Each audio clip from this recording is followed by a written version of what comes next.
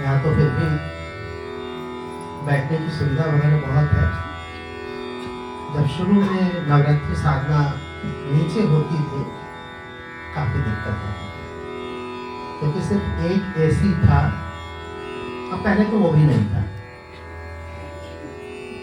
नवरात्रि साधना ने बिल्कुल वो दिन देखा है जब मैं बिना माइक में गाता था। और सच पूछो तब वही दिन अभी भी मिस करते हैं।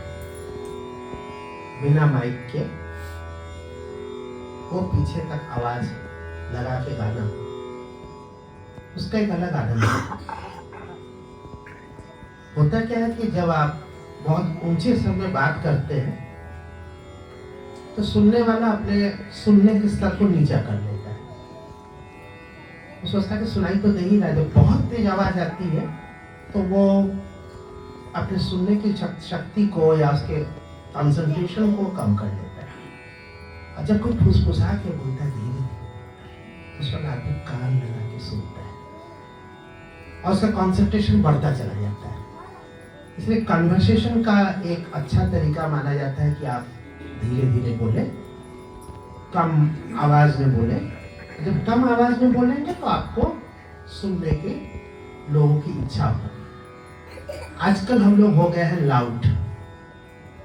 सोचते हैं कि हमारे घर में एक माता का जागरण हो तो मोहल्ले वाले को सुनाई दे, अंदर भले ही ना सुने कोई। जहां हो रहा है वहां पे तो बिल्कुल आवाज हल्की सी है और बड़े बड़े भोंपू बाहर लगा दिए जाते हैं, क्योंकि हमें पता होना चाहिए कि सब लोगों को मालूम चल रहा है कि मेरे यहाँ भक्ति हो रही है। हम भक्ति से ज्यादा भक्ति का दिखावा करने में विश्वास करते। जब तक हमारी भक्ति सड़क पे न पहुंच जाए तब तक हम उस भक्ति को कोई भक्ति नहीं समझ सकते।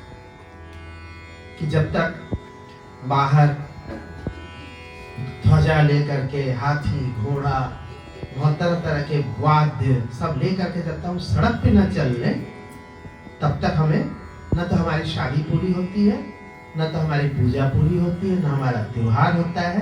कोई भी त्योहार है सड़क पे होना चाहिए। सड़क चलने के लिए बना है या इन चीजों के लिए। और जब एक पक्ष या कई समाज के अलग अलग पक्ष है, जब एक पक्ष उसको थोड़ा लंबा जुलूस दिखाता है तो दूसरा उससे बड़ा दिखाता है। वो उसमें और ज्यादा शोरगुल करता है और जोर से बोलता है, जिससे वो बता सके कि मैं भी मेरा तुमसे भी ज्यादा ऊंचा। ऐसा लेकिन हम लोगों ने जो नवरात्रि साधना शुरू की तो बहुत छोटा सा 2 लाइट लगता था। वो भी शुरू में तो बिल्कुल एक ही था। बाद में शारदा जी जब पहली बार इंटर करते हैं तो उन्होंने एक छोटा सा ऐसा साइज का एक दिया था, इसमें 2 लाइट। आपको याद है कि भुला गया? क्योंकि 10-12 साल तो हो गया मिनिमम, और ज्यादा भी हो सकता है। वो इस कोने में रखा रहता था, केवल जो बैठता था उस पर रोशनी पड़ती थी। जैसे कैमरा है वो अपना पहचान लेता है कि अगर उसकी रोशनी कम है तो वो अपना अपर्चर बढ़ा करके उनको कैप्चर करता है। अगर रोशनी ज्यादा हो जाती है तो वो छोटा करके अपना करता है, वो अपने एडजस्ट करता है। तो उसी प्रकार सुनने वाले के कान भी ऐसे होते हैं, आंख भी। तो पूरा हॉल अंधेरा और सब लोग एक निगाह से हमारी ओर टकटकी लगा के देखते रहते थे। दीप्ति को याद आ रहा है सब, क्योंकि पीछे अगर इतना सा भी शोरगुल हुआ तो वो सामने तक पता चलता था। और आसपास वालों को बिल्कुल, चूंकि ध्यान से सुनना है तो आपको शांत रहना ही रहना है। और कैसी शांति, एकदम पिन ड्रॉप। इस पिन ड्रॉप साइलेंट जब वहां पे कार्यक्रम हुआ करता था तो पता नहीं क्या बनता था उस समय कि राग लगता था स्वयं उतर के आ गया हो, कोई भी राग। फिर धीरे धीरे माइक लगा, और जब माइक लगा तो हमने खिड़की भी बंद की। पहले क्या होता था कि एसी था नहीं, माइक लगता नहीं था, तो बाहर खिड़कियां हमारा खुली रहती थी। एक आदमी गा रहा है, उससे कितनी आवाज आएगी। तो बाहर जो गाड़ियां लगी होती थी उस पर भी लोग बैठ जाते थे, इधर सीढ़ी बनी, क्योंकि नीचे का हॉल इससे छोटा है, काफी छोटा है इससे। और बिना एसी, उसके बाद एक एसी, एक एसी से कभी बुराई नहीं दिखा है। सामने थोड़ी ठंडक हो भी जाए, पीछे तक तो नहीं ही जाती थी। लेकिन किस तरह से लोग बैठते थे, सुनते थे, वो सब अभी जो बच्चे बड़े हो गए उनको याद होगा, और जो बड़े लोग हैं उनको तो बिल्कुल याद है। वैसे जगह से नवरात्रि साधना धीरे धीरे अब क्या है, फोकस, डबल एसी, बड़ी जगह सब होता जा रहा है। और इसमें हमको अपनी जद्दोजहद करनी पड़ती है उस फीलिंग को लाने में, जो पहले बड़े आसानी से उतर के आ जाती थी। ठीक है, समय बदलता है, आप उनके उसके अनुसार ढालते हैं। फिर भी हम लोग प्रयास करते हैं कि ये शोरगुल बाहर तक ना जाए, बाहर नहीं जाना चाहिए। जिसको सुनना है वो अंदर आए, सुनाई दे। जिसको ना सुनना हो उसको जबरदस्ती उसके कान में ना डाला जाए। ये हम लोग अपने जीवन में भी ध्यान रखें तो बेहतर होगा, क्योंकि पानी का प्रदूषण, हवा का प्रदूषण, उसके साथ साथ कानों में जो शब्द आता है, नॉइस, उस नॉइस पॉल्यूशन का बहुत महत्व है। आज हम देखते हैं छोटे छोटे बच्चे बैठ ही नहीं पाते, सिर्फ हिलते रहते, क्योंकि ये उनका कसूर नहीं है, ये उनके मम्मी पापा का कसूर नहीं है। हमने अपना वातावरण ही ऐसा बना दिया है कि वो ऑलवेज वो एक्साइटमेंट मोड में रहते हैं, और वो चाह करके भी शांत नहीं हो पाते। ऐसा नहीं कि चाहते नहीं है, वो चाहते हैं लेकिन हो नहीं पाते इस समय। इसीलिए संगीत सबसे बड़ा इलाज है। वही एकमात्र है जो धीरे धीरे आपके अंदर की शांति को बढ़ाता है। नहीं तो बच्चे तो बैठने से रहे, और बहुत सारी जगहों में तो बच्चे बिल्कुल बैठते ही नहीं है। यहाँ तो बच्चे धीरे धीरे उनके अंदर एक संस्कार बन जाता है, कहिए, चाहे उनको धीरे धीरे उनके अंदर की शांति जो उभर के आती है, और वो बेहद जरूरी है। हमारे मानसिक स्वास्थ्य की इस समय सबसे बड़ी दिक्कत है। हम इतना जल्दी गर्म हो जाते हैं, उतना ही जल्दी ठंडे हो जाते हैं, इतनी जल्दी खुश हो जाते हैं, उतनी जल्दी नाराज हो जाते हैं। ये सब चीजें इतनी ज्यादा हो रही हैं कि इसका एक नकारात्मक प्रभाव हम लोगों पर पड़ रहा है, सभी पर। ये मत सोचिएगा कि मैं उससे अछूता हूँ या आप उससे अछूते, कोई भी नहीं अछूता इसमें। इसीलिए हम लोग प्रयास करते हैं नवरात्रि साधना में कि कोई भी एक राग ले करके उसको लगातार देर तक उसको रोका जाए। जैसे अभी हम चाहते तो डालिया से कह सकते थे कि तुम्हारा समय 40 मिनट है, तुम आधा घंटा ख्याल गाओ, 5 मिनट कजरी गाओ, 5 मिनट ये करो, ये करो, वो करो। उसके पास क्या नहीं है, सब कुछ है, सुना तो सकते हैं बहुत कुछ। लेकिन उसको हम लोगों ने पहले ही कह रखा है कि नहीं, सिर्फ एक राग प्रस्तुति करो। और हम लोग भी वही प्रयास करते हैं, एक राग करें, अंत में सबके साथ एक सामूहिक कुछ हो जाए, चाहे दूसरी चीज हो जाए, जिससे आप आराम से सुनते हुए घर जा सकें। यही फॉर्मेट हम लोग का चला है। अब इस साधना को आप केवल मात्र भगवती की साधना, माँ की साधना, देवी की साधना, इससे ही ना जोड़े। ये तो है ही है, ये आपके आध्यात्मिक उन्नति के लिए, आपके आध्यात्मिक जो आपके एक स्थिति है उसको आगे बढ़ाने के लिए तो बेहद जरूरी है। ठीक है, राग सेवा सबसे बड़ी सेवा, अलग अलग सेवा है।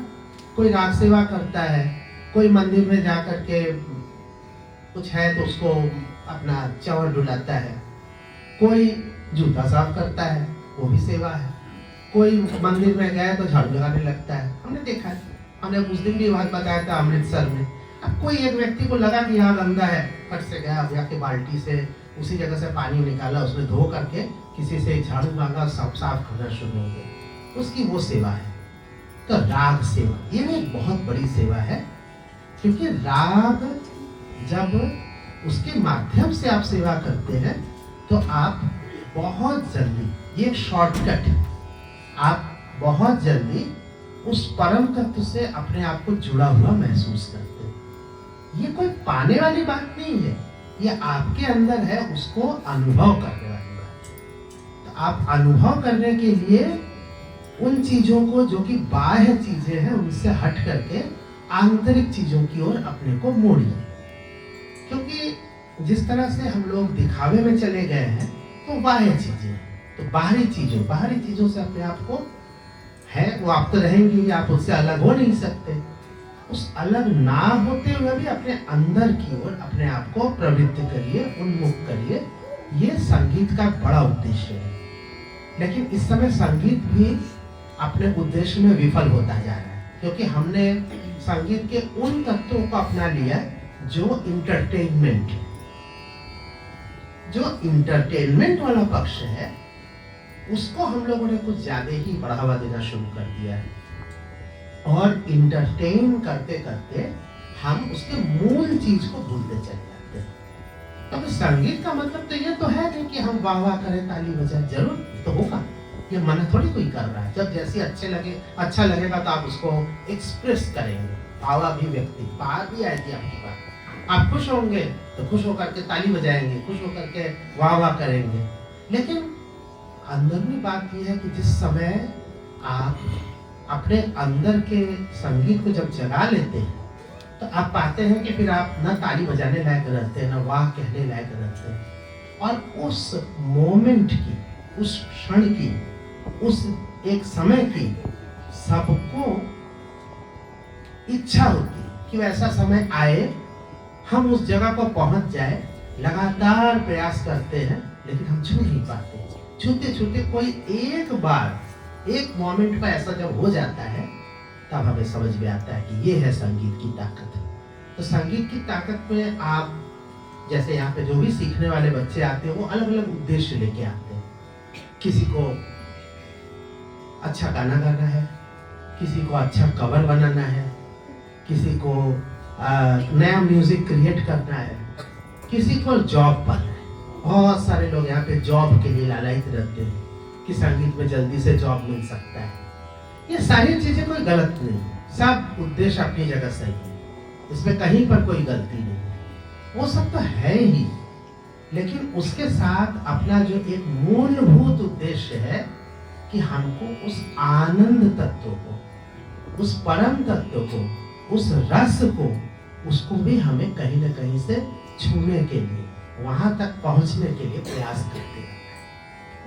तो बस इसी आशा के साथ हम नवरात्रि साधना में हम आपको शामिल करते हैं, और शामिल करते हैं तो लोग जुड़ते चले गए, धीरे धीरे जुड़ते चले गए। और भी लोग आ रहे हैं, कुछ लोग चले जाते हैं, कुछ लोग आते रहते हैं, ये तो चलता है। यहाँ पे कोई ऐसा कोई इम्पोर्टेंट नहीं है कि कौन व्यक्ति यहाँ बैठा है, कौन व्यक्ति वहाँ बैठा है। जो यहाँ बैठा है वो नीचे बैठ जाएगा, जो वहाँ बैठा है वो यहाँ आ जाएगा, कोई आगे चला जाएगा, कोई आ रहा होगा।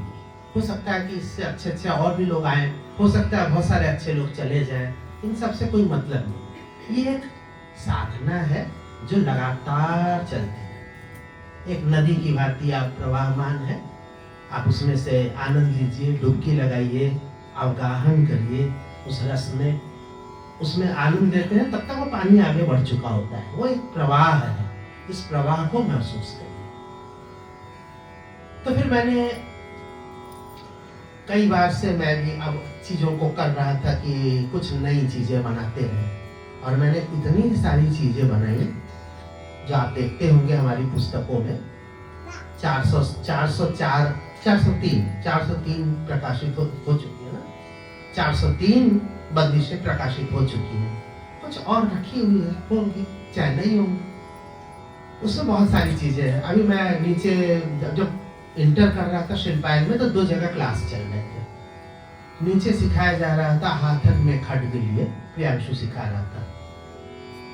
तो वहां से मैंने देखा कि ये मेरी रचना है, मुझे बहुत अच्छा लगा।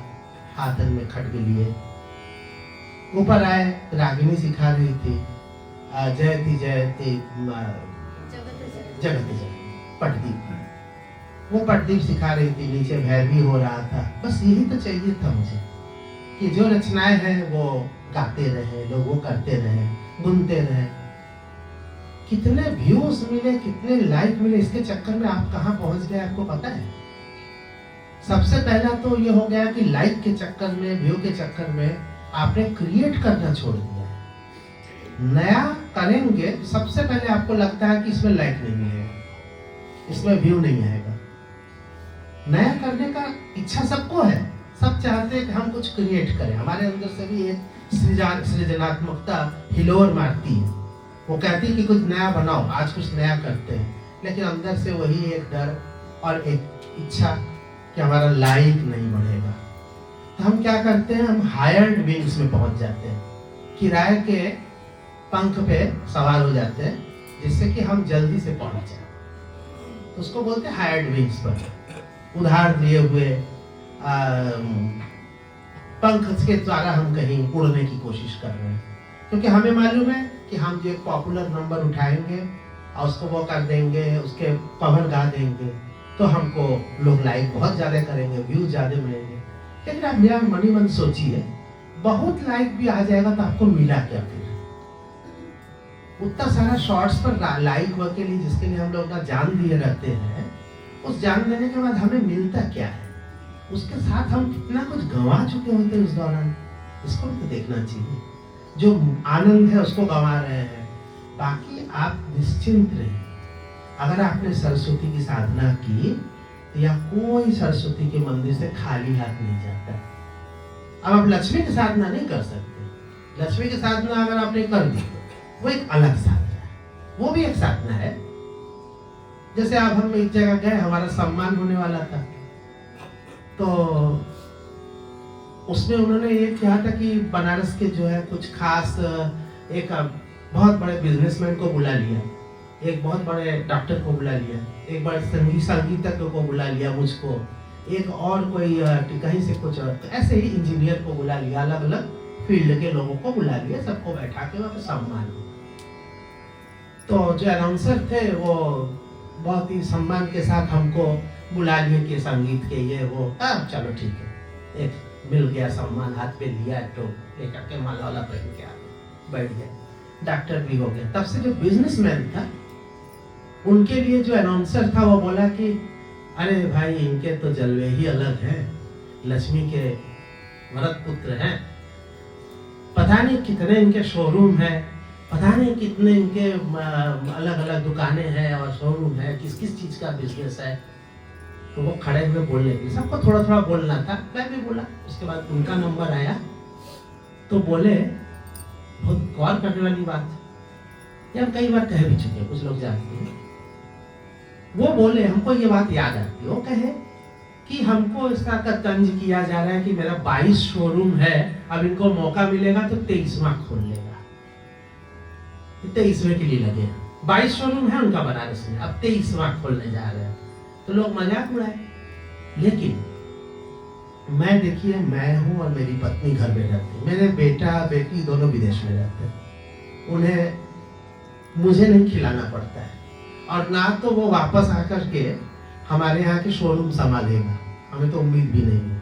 मेरी उम्र 72-75 की हो रही है, मेरी पत्नी भी है, हम लोग शुगर पेशेंट हैं, मिठाई भी नहीं खाते, चावल भी नहीं खाते, आलू भी नहीं है, तो ये मना है तो वो मना है। लेकिन मेरे अंदर जुनून है। जब मैंने 21वां शोरूम खोल लिया था, तो हम 22वें के लिए तलाश में लग गए, और 22 खुल जाने के बाद अब मेरी तलाश 23वें के लिए। तो लोग उसका मजाक उड़ाते हैं। अरे भाई, ये जो देवाशीष जी बैठे हुए, वो बोल रहा है, अरे ये जो देवाशीष जी बैठे हुए हैं, इनको तो बहुत सारे राग ऐसे ही आते हैं, लेकिन वो खोजते रहते कि एक और राग, एक और रचना करें, एक और नया राग ले आवे। तो यही तो मानव जीवन का उद्देश्य है कि हम और एक्सेल करें। किस चीज में एक्सेल करना चाहते हैं, ये एक मायने। तो वह जो बिजनेसमैन है, लक्ष्मी के वरद पुत्र है, तो वो लक्ष्मी की कामना करते हैं कि और कमाए, और नोट आए, और करोड़ों अरबों आवे, 2-4 कंपनियां और बन जाए, फैक्ट्री लगे। और इसलिए थोड़ी करता है कि वो आगे जाकर के क्या करेगा, क्या नहीं करेगा। ठीक इसी तरह हम संगीतज्ञों को भी अलग अलग अपना शोरूम बनाने में लगे रहना चाहिए। हम सरस्वती की उपासना, और सरस्वती की उपासना करते रहेंगे तो लक्ष्मी के बैंक की तरह, उतना बड़ा बड़ा बैंक तो नहीं है उनके पास, लेकिन इतना छोटा छोटा कुछ बैंक है जिसमें से कुछ ना कुछ सबको मिल जाता है। अभी तो हम किसी को नहीं देखते हैं कि जो लोग ठीक से रियाज कर रहे हैं, ठीक से गाना बजाना कर रहे हैं, और अपने साधना में विश्वास रखते हैं, अपना काम अच्छे से कर रहे हैं, सभी तो कुछ ना कुछ खा कमा रहे हैं। कोई यहाँ पे तो भूखा तो नहीं बैठा हुआ है। वो वही बैठा रहता है जो पूरी तरह से लग नहीं रहा है, आधा इधर आधा उधर, कभी सोचता है कमा ले, कभी सोचता है गा ले, कभी सोचता है ये कर ले, खा ले, उसको समझे भी नहीं आती करे तो क्या करे। सुबह उठ के कंफ्यूज रहता है। कंफ्यूजन दूर करिए। जो भी चीज आप कर रहे हैं उसको साधना समझ के करिए। यहीं पर साधना की बात आती है। साधना करिएगा तो सरस्वती उसका कुछ ना कुछ आपको वरदान दे ही देगी। किसी का जीवन, किसी का हाथ खाली हाथ गया नहीं है, किसी का जीवन बर्बाद नहीं हो रहा है, वो होगा जरूर। लेकिन धैर्य रखिए, जो काम कर रहे हैं उस पर विश्वास रखिए। विश्वास रखने के साथ साथ आपको जिनसे सीख रहे हैं वो एक माध्यम होता है उस विद्या को पाने का, उनके ऊपर श्रद्धा रखिए। जो वो सिखा रहे हैं उसको मान लीजिए। फिर आपको लगे कि हमारा रोग ठीक नहीं कर पाएंगे, गलत दवाई दे रहे हैं, तो आप, मैं सिखाऊं यहाँ पे सा और आप वहां जाके गए ग, ये नहीं ठीक है। आप डॉक्टर बन लीजिए, डॉक्टर बदल के दूसरे हॉस्पिटल में चले जाइए। लेकिन जहाँ श्रद्धा हो, जहाँ विश्वास हो, वहीं पर कर। इसलिए कहा गया, हम लोग के श्लोक वगैरह में हमेशा कहा जाता है भवानी शंकरम बंधु श्रद्धा विश्वास रूप।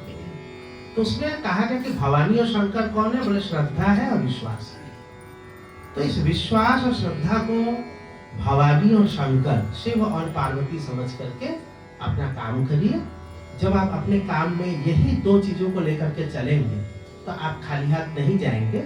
जिस दिन आपको लगे कि नहीं इस मंदिर में पूजा नहीं करना, हमारा ठीक नहीं हो रहा है, आप दूसरे मंदिर क्यों रुक कर लीजिए। लेकिन मंदिर में रहते हुए इधर आप जो है पूजा कुछ करिए, बाहर कुछ और करिए, इधर कुछ और करिए। ये चार जगह खाने वाली प्रवृत्ति बंद कर दीजिए, वो काम करें। उसी में आदमी उलझा हुआ बर्बाद होता है।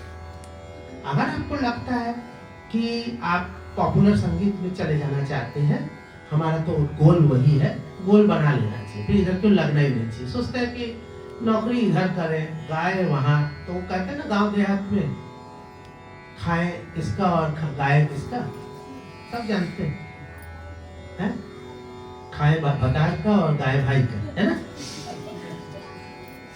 खाते पति का है, गुण गाते भाई का। तो ये तो देहात पे कहावत है। ये काम जो लोग करते हैं उनका दिक्कत है। तो उस हिसाब से आप लोग अपना साधना करिए। और इसमें कोई बहुत ज्यादा कठिन बात नहीं है, बहुत सरल बात है। जो सिखाया गया उसको रियाज करिए। रियाज पहला स्टेप है, उसके बाद नेक्स्ट साधना की जाती है। पहले ही साधना नहीं हो पाती है। आप सोचेंगे बैठे नहीं कि जब सीधे भगवान से लग गए, ऐसा थोड़ी होता है, इतना आसान थोड़ी है सब कुछ। पहले करते रहिए, जो कहा कि उसको करते रहिए, अपनी कमियों को दूर करते रहिए, दूर करते रहिए। एक जगह आएगा तब जाकर के आपको लगेगा कि अब हमारी साधना शुरू है। जो हमारा अभ्यास है, अभ्यास और साधना में फर्क है। अभ्यास साधना की पहली चीज। जब अभ्यास रेगुलर करेंगे तो साधना का जगह भी अपने आप आता जाएगा। तो जो मैंने बहुत सारी शोरूम खोल दिए थे, मतलब बहुत राग बाग बना डाले, बहुत सारी रचनाएं कर दी। तो जो इतना शोरूम खोलने के बाद फिर हमें लगा कि थोड़ा रुक जाना चाहिए। तो इस साल हम रुक गए। अब हम नया शोरूम अभी खोल नहीं रहे, मतलब नई रचना नहीं कर रहे। ऐसा नहीं कि हमारे पास आधे अधूरे लिखे हुए दो चार ना हो, है, लेकिन हमने अभी उनको थोड़ा अलग हटा के रखा है। नहीं, लुक बैक। कभी कभी खड़े होकर के देख लेना चाहिए कि आप कितना दूर आ गए हैं। उसमें आगे जाने के लिए आपको एनर्जी मिल जाती है कि आपने क्या क्या जिंदगी में कर लिया है। तो जब देखते बहुत कुछ लगता है कि हाँ कर तो लिए हैं, हाँ अभी शोरूम आगे खोलना है, ऐसा नहीं है।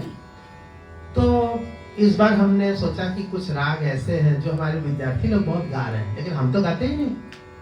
तो हमने देखा कि देखे तो राग दुर्गा मैंने कब गाया, तो देख रहे 2019 में गाया। और बाई चांस उसमें हमको बातचीत के दौरान मैंने ये भी कहा था, कुछ बातें कही थी जिससे हमको ये भी पता चल गया कि ये 29 सितंबर 2019 का है। वो उसमें जो बातचीत कही गई थी वो आएगी बात पे, कभी फिर बातचीत में। तो उससे पता चल गया कि अभी मैं 2019 के बाद दुर्गा गाया ही नहीं 6 साल से। तो मैं कहा कोशिश करते हैं, पता नहीं हम कहीं दुर्गा ही ना भूल जाए कहीं। तरह तरह के कठिन कठिन रागों और नई नई बंदिशों के चलते। तो इस बार मैंने बनाना बंद कर रखा है, अपना फैक्ट्री में थोड़ा क्लोज कर दिया। उसकी कभी कभी ओवरराइडिंग करना पड़ता है ना मशीनों का, कभी छोड़ के रखा हुआ है। अब राग दुर्गा कल ही मैं प्रस्तुत करने वाला था, लेकिन तुम लोगों ने सब पता नहीं क्या क्या ड्रेस पहन लिया था, तो हमें उसके बाद हम बदल देंगे। तो आपको लगा कि लाल रंग वाला बंदिश जो उसको शुरू करते हैं।